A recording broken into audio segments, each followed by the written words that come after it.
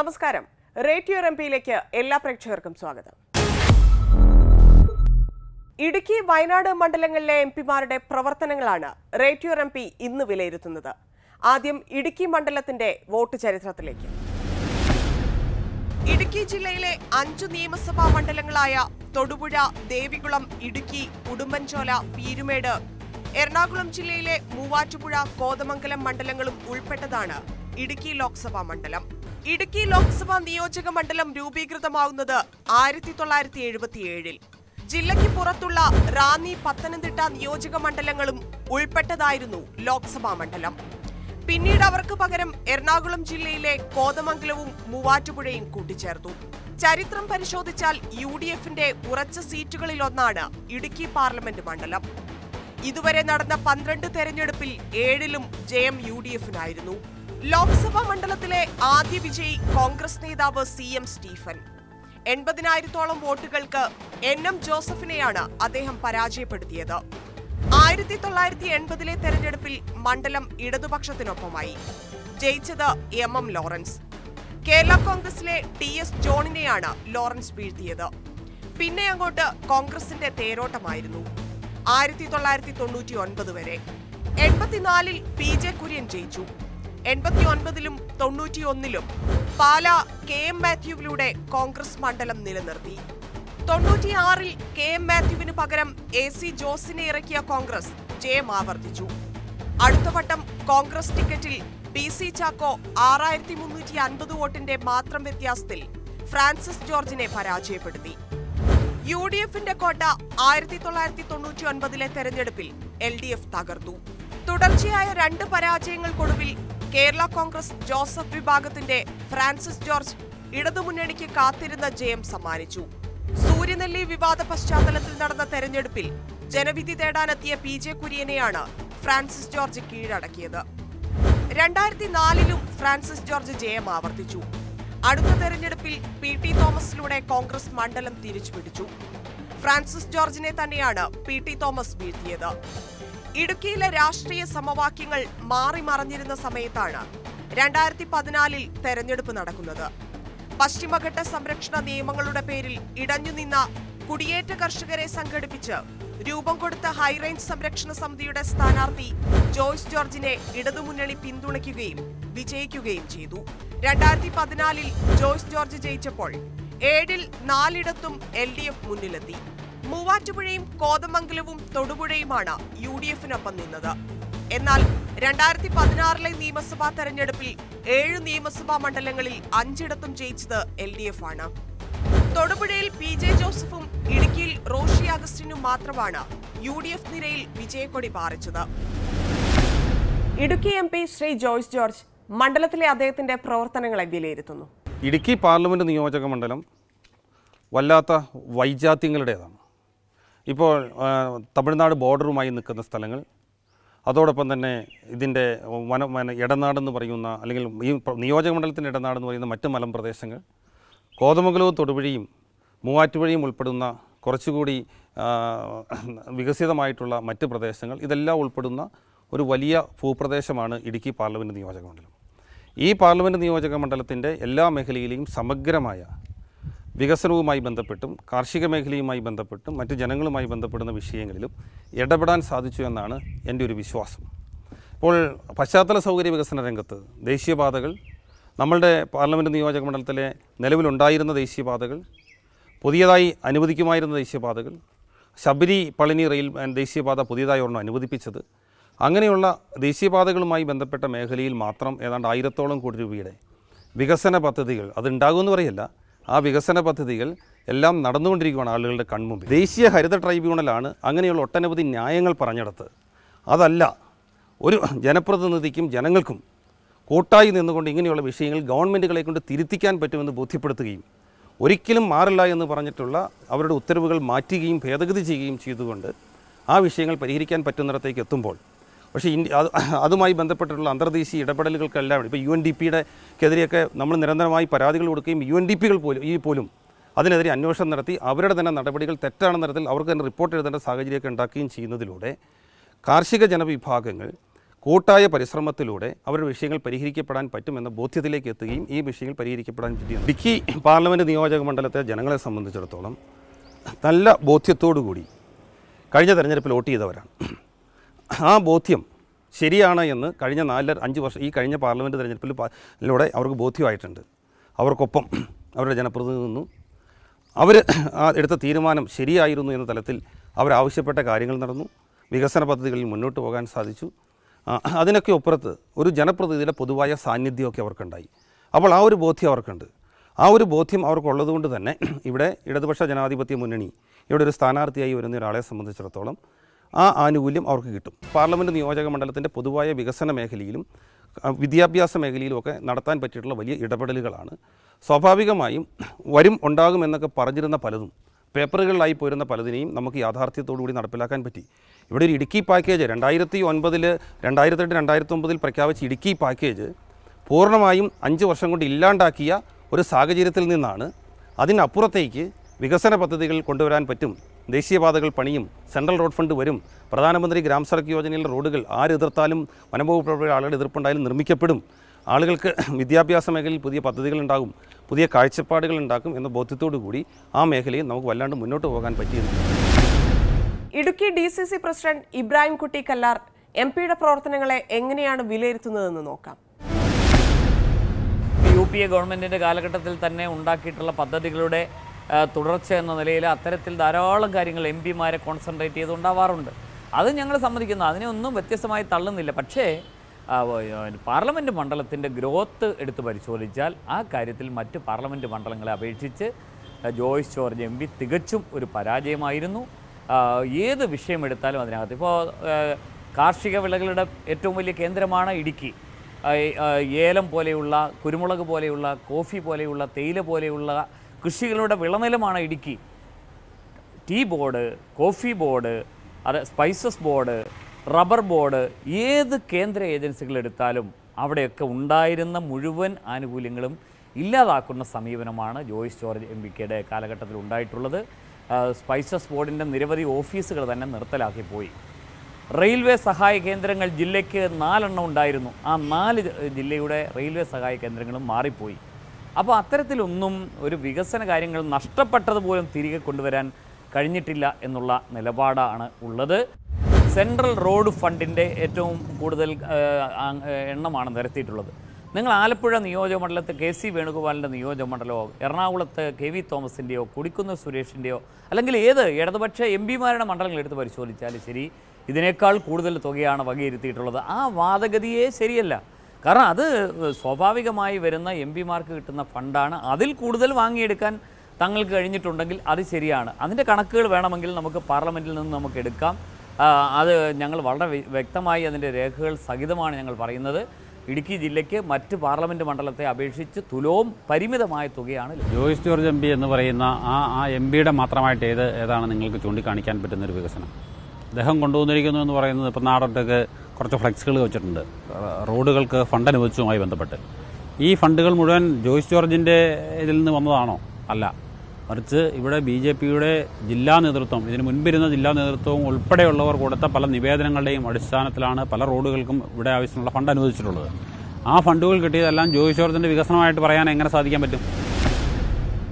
ഇടുക്കിയിൽ വീണ്ടും അംഗത്തിനിറങ്ങുന്ന ജോയ്സ് ജോർജ് MPയെ കുറിച്ച് മണ്ഡലത്തിലെ വോട്ടർമാർ പറയുന്നത് കേൾക്കാം. ഒപ്പം പാർലമെന്റിലെ MP-യുടെ പ്രകടനത്തെ വിലയിരുത്താം.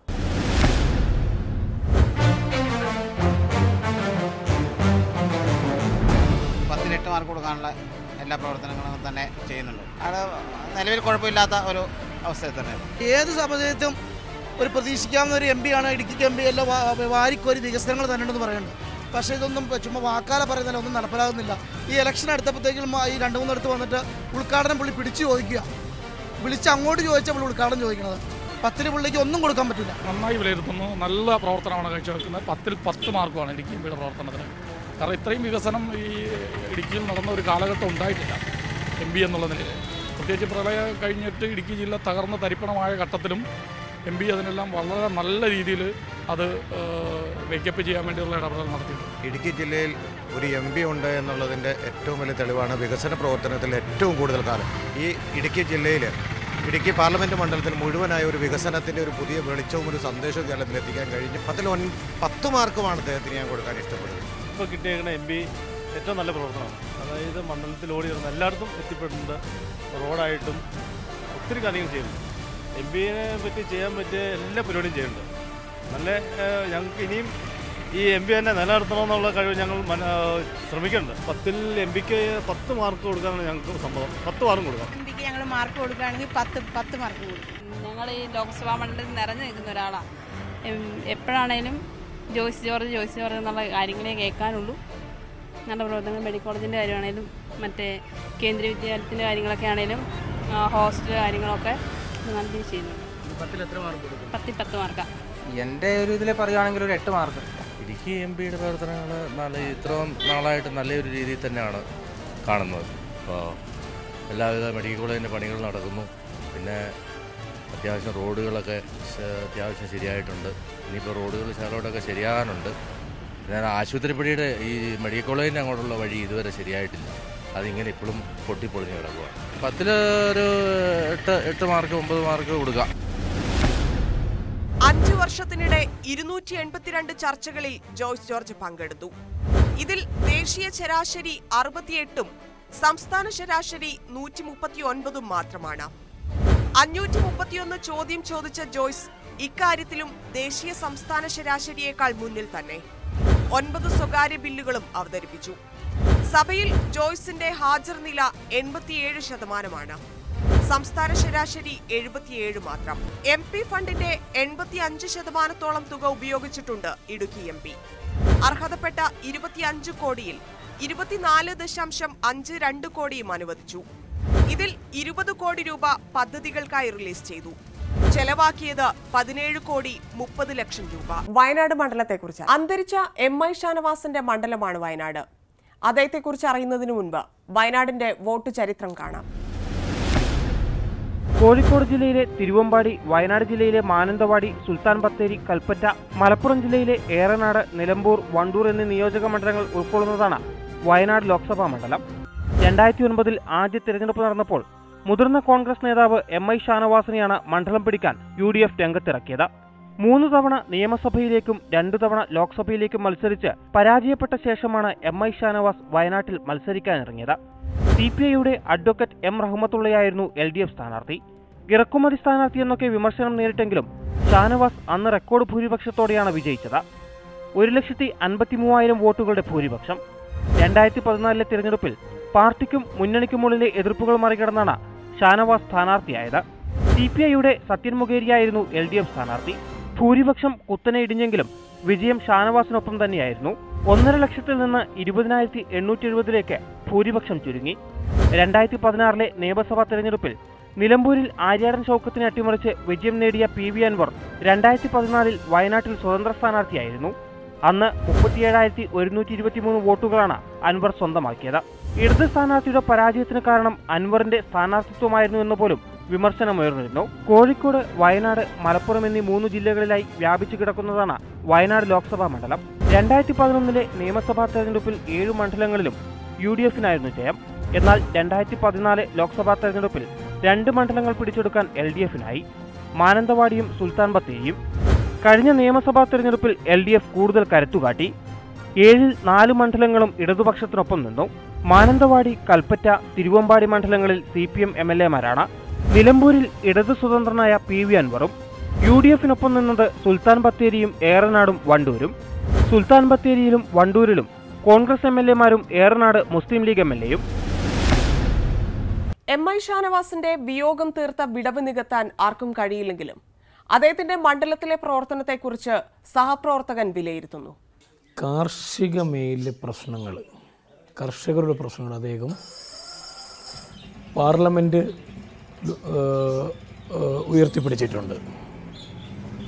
കാരണം ഒരു കർഷകർ നേരിടുന്ന പ്രശ്നം, കടുത്ത വരൾച്ച, അതുപോലെ ധനകാര്യ സ്ഥാപനങ്ങളിൽ നിന്നും എടുത്ത ലോണുകളൊന്നും അടയ്ക്കാൻ കഴിയാത്ത സാഹചര്യങ്ങൾ, പിന്നെ തൊഴിലില്ലായ്മ, കൂടാതെ അദ്ദേഹത്തിൻ്റെ പ്രവർത്തനങ്ങളിൽ MSDP പോലുള്ള മൈനോറിറ്റി ഫണ്ടുകൾ കൊണ്ടുവരിക,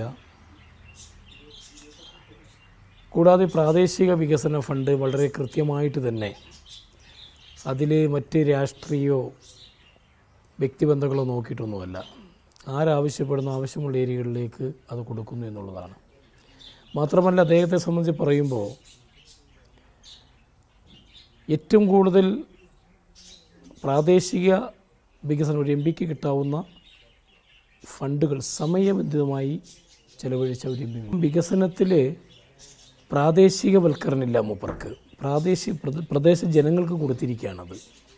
സ്വന്തം എൻ്റെ ഇമേജ് വളർത്തുക എന്നുള്ളൊരു ആശയം മൂപ്പറെ സംബന്ധിച്ചില്ല. ജനങ്ങളുടെ ആവശ്യം വികസനമാക്കി മാറ്റുക. നിരവധി കുടിവെള്ള പദ്ധതികൾ ഈ ജില്ലയിൽ നടത്താൻ കഴിഞ്ഞിട്ടുണ്ട്. സ്കൂൾ ബിൽഡിങ്ങുകൾ നടപ്പാക്കാൻ കഴിഞ്ഞിട്ടുണ്ട്. ആസ്പത്രി കെട്ടിടങ്ങൾ യാഥാർത്ഥ്യമാക്കാൻ കഴിഞ്ഞിട്ടുണ്ട്. ഇപ്പോൾ കുറേ പണി നടന്നുകൊണ്ടിരിക്കുകയാണ്. അതാണ് MPയുടെ ഏറ്റവും വലിയ ക്വാളിറ്റി. അദ്ദേഹം പ്രാദേശികമായി അവിടെ ഏൽപ്പിച്ചു കൊടുക്കുകയാണ് ജനങ്ങൾക്കും സ്ഥാപനങ്ങൾക്കും.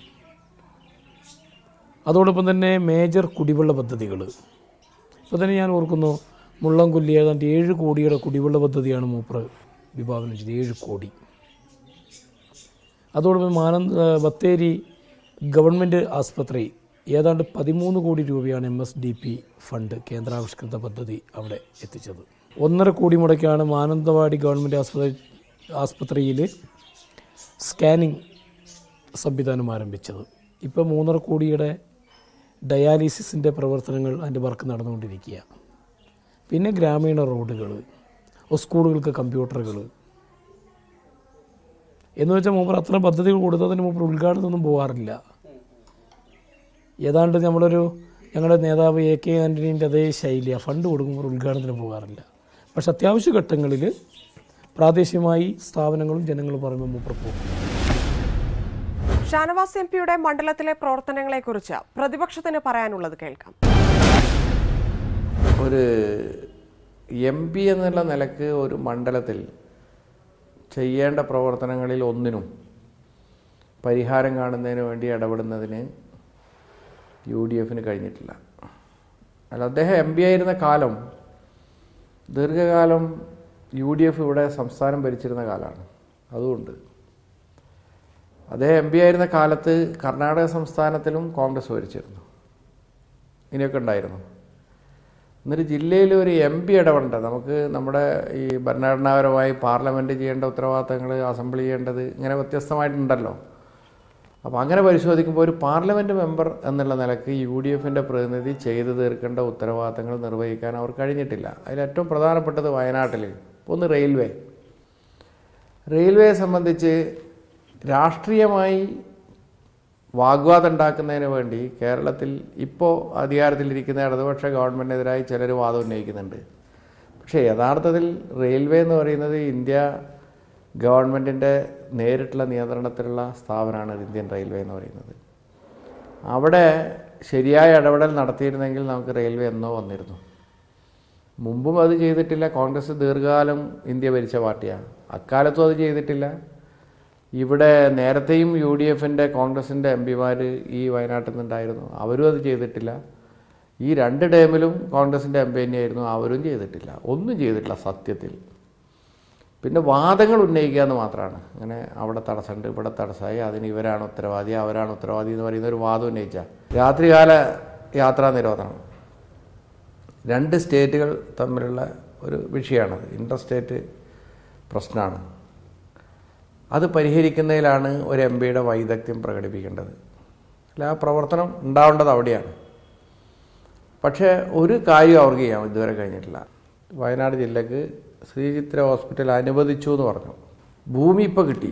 ശ്രീചിത്രയ്ക്ക് വേണ്ടിയുള്ള ഭൂമിയുണ്ട്, പക്ഷെ ശ്രീചിത്ര ഇല്ല. എന്ന് പറഞ്ഞാൽ ശ്രീചിത്ര ഇവിടെ സ്ഥാപിക്കുന്നതിന് വേണ്ടി കഴിയണമെങ്കിൽ അതിൻ്റെ ഇടപെടൽ നടത്തേണ്ടത് കേന്ദ്രത്തിൽ നിന്നാണ് കൃത്യമായി ചെയ്യേണ്ടത്. കേന്ദ്രത്തിൽ നിന്ന് ചെയ്യണമെന്ന് പറയുമ്പോൾ ഒന്ന് അതിനു വേണ്ടി പ്രവർത്തിക്കേണ്ട ആളാണ് MP. പാർലമെൻറ്റ് മെമ്പറുടെ ഉത്തരവാദിത്തം അത്. അവിടെ കേന്ദ്രവുമായി ബന്ധപ്പെട്ട് നമ്മുടെ മണ്ഡലത്തിലെ വികസന പ്രശ്നങ്ങളിൽ ഇടപെടുക എന്ന് പറയുന്ന ഉത്തരവാദിത്തം MPയുടേതാണ്. ആ പ്രവർത്തനം കൃത്യമായി നിർവഹിക്കാൻ കഴിഞ്ഞില്ല എന്നുള്ളതുകൊണ്ടാണ് ശ്രീചിത്ര ഹോസ്പിറ്റൽ നമുക്ക് നഷ്ടമായിട്ടുള്ളത്. ഒരു MPയുടെ പ്രവർത്തനം നടത്തി എന്നുള്ളത് ചൂണ്ടിക്കാണിക്കാൻ കഴിയുന്ന വളരെ പ്രധാനപ്പെട്ട പ്രവർത്തനങ്ങളാണ് ഇതൊക്കെ. ഒന്നും ചെയ്യാൻ വേണ്ടി കഴിഞ്ഞിട്ടില്ല എന്ന് വരെ. നമ്മൾ മറ്റെല്ലാ ചുരത്തിൻ്റെയും പ്രശ്നം അതാണ്. MP കുറിച്ചുള്ള വോട്ടർമാരുടെ അഭിപ്രായവും പാർലമെന്റിലെ MI ഷാനവാസിന്റെ പ്രകടനവും വിലയിരുത്താം. കഴിഞ്ഞ കാലഘട്ടങ്ങളിൽ പ്രത്യേകിച്ച് നമ്മുടെ വയനാടിൻ്റെ MP ആയിരുന്ന ആൾ വയനാട്ടിലേക്ക് കടന്നു വരലെന്ന് പറഞ്ഞാൽ മാവേലി വരുന്നത് പോലെയാണ്. വളരെ അപൂർവം മാത്രമേ വരാറുള്ളൂ. പ്രത്യേകിച്ച് പറയാനുള്ള ഒരു വികസനവും വയനാട്ടിന് നടന്നിട്ടില്ല. റോഡിന് വേണ്ടി കുറച്ച് സൽക്കരിച്ചിട്ടുണ്ട്. പിന്നെ പാവപ്പെട്ടവർക്ക് പാലത്തിൻ്റെ പണിക്ക് അതിന് എല്ലാം തന്നിട്ടുണ്ട്. കഴിഞ്ഞ 10 വർഷക്കാലം നമുക്കൊരു MP ഉണ്ടായിരുന്നു എന്ന് ചോദിച്ചാൽ ഉണ്ടായിരുന്നു എന്നതിനപ്പുറത്ത് നമുക്കൊന്നും നൽകിയിട്ടില്ല. അദ്ദേഹം നമുക്ക് നൽകിയിട്ടുള്ള വാഗ്ദാനങ്ങൾ നിങ്ങളോടൊപ്പം ഞാൻ എന്നും ഉണ്ടാകുമെന്ന് മാത്രമായിരുന്നു. അതിനു മുമ്പും ഉണ്ടായ MPമാരുടെയും കഥകൾ ഇങ്ങനെ തന്നെയാണ്. വയനാട് മണ്ഡലത്തിൽ എന്ന് പറഞ്ഞാൽ യാതൊരു വികസനം ഉണ്ടായിട്ടില്ല ഇതുവരെ. വളരെയേറെ കണ്ടമാനം പ്രഖ്യാപനങ്ങൾ നടന്നു എന്നല്ലാതെ ഇതുവരെ ഒരു പ്രവർത്തനം ഒന്നുമില്ല. കാർഷിക മേഖല ഏറ്റവും വലിയ തകർച്ചയിലാണ് അവിടെ ഉള്ളത്. ഏറ്റവും വലിയ തകർച്ചയിൽ അവിടെ കാർഷിക മേഖല ഇവിടെ ഉണർത്തെഴുന്നാക്കാതെ ഇവിടെ ഒന്നും നടക്കില്ല. വികസനം എന്ന് പറഞ്ഞാൽ വികസനം ഇപ്പോൾ ഒരു വികസനം ഇവിടെ നടന്നിട്ടില്ല. MP ജനാവാസ് വന്നപ്പോൾ കുറച്ചൊക്കെ വ്യത്യാസങ്ങളുണ്ടായിരുന്നു. ഫണ്ടുകൾ പലതും ഉപയോഗിച്ച് പല രീതിയിലും ചെലവഴിക്കുകയും കാര്യങ്ങളൊക്കെ ചെയ്തിട്ടുണ്ട്. പക്ഷേ ജനങ്ങൾക്ക് ഉപകാരപ്രദമായ രീതിയിൽ റോഡ് ഇങ്ങനെ കണ്ട സാധനങ്ങളൊന്നും ശരിയായിട്ടില്ല. ഇപ്പോഴും ദുരിതാവസ്ഥയിൽ തന്നെയാണ് എല്ലാ കാര്യത്തിലും. ചെയ്തിട്ടുണ്ട്, പക്ഷേ ചെയ്തതൊന്നും പ്രാബല്യത്തിൽ ഇങ്ങോട്ട് വന്നില്ല. വികസനം മോശമാണ്. MP എന്ന നിലയ്ക്ക് ആളെ കൊണ്ട് ഒരു ഗുണമുണ്ടായില്ല. എന്നെ സംബന്ധിച്ചോളം പറയണേ ഗുണമുണ്ടായില്ല. 46 ചർച്ചകളിൽ മാത്രമാണ് അദ്ദേഹം പങ്കെടുത്തിട്ടുള്ളത്. സംസ്ഥാന ശരാശരി 136ഉം ദേശീയ ശരാശരി 64ഉമാണ്. 231 ചോദ്യങ്ങളാണ് പാർലമെന്റിൽ വയനാട് MP ഉന്നയിച്ചത്. സംസ്ഥാന ശരാശരി ഇതിന്റെ ഇരട്ടിയോളം വരും. ദേശീയ ശരാശരി 276 ആണ്. ഒരു സ്വകാര്യ ബിൽ പോലും അവതരിപ്പിച്ചിരുന്നില്ല MI ഷാനവാസ്. പാർലമെന്റിലെ ഹാജർ നില പരിശോധിച്ചാലും പിന്നിലാണ് വയനാട് MP. 68% ഹാജർ നില. സംസ്ഥാനത്തെ മറ്റ് MPമാരുടെ ശരാശരി ഹാജരാകട്ടെ 77%. MP ഫണ്ടിന്റെ 90%-ഓളം തുകയാണ് ഉപയോഗിച്ചത്. റിലീസ് ചെയ്ത 17.5 കോടിയിൽ 16 കോടി രൂപ ചെലവാക്കി. ഇടുക്കിയിൽ നിന്ന് ജോയ്സ് ജോർജ് MP വീണ്ടും പാർലമെന്റിൽ എത്തുമോ എന്നും വയനാട്ടിൽ നിന്ന് ആരാകും ലോക്സഭയിലെത്തുകയെന്നും മെയ് 23-ന് അറിയാം. റേറ്റ് യുവർ MPയുടെ ഈ എപ്പിസോഡ് ഇവിടെ പൂർണ്ണമാവുന്നു. മറ്റ് 2 മണ്ഡലങ്ങളുമായി വീണ്ടും കാണാം. നമസ്കാരം.